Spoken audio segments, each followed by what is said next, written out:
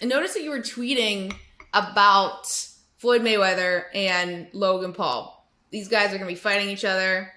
I don't know how the world has come to this point where you have 44-year-old former professional boxer taking on a 26-year-old YouTube star. Is this good for boxing? No, it's not good for boxing. Boxing is already a sport that a lot of younger people didn't grow up loving. The heyday of boxing has been over. But I will say this, and Floyd Mayweather, I know you're watching. I know you're watching. So this is a message directly to Floyd Mayweather.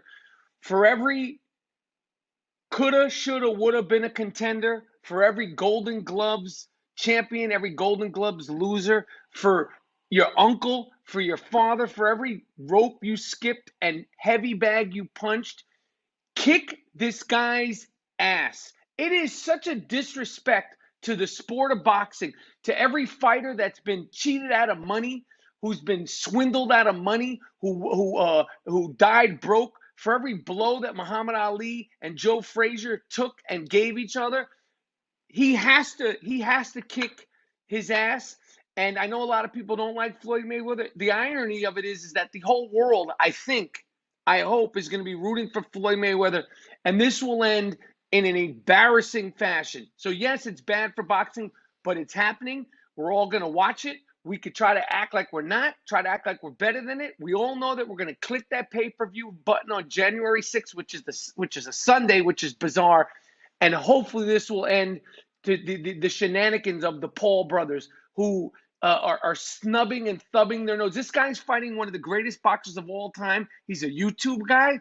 This is pathetic. But it doesn't, it's like, this seems like the future of boxing is all about YouTube stars. It's like every card is a YouTube star.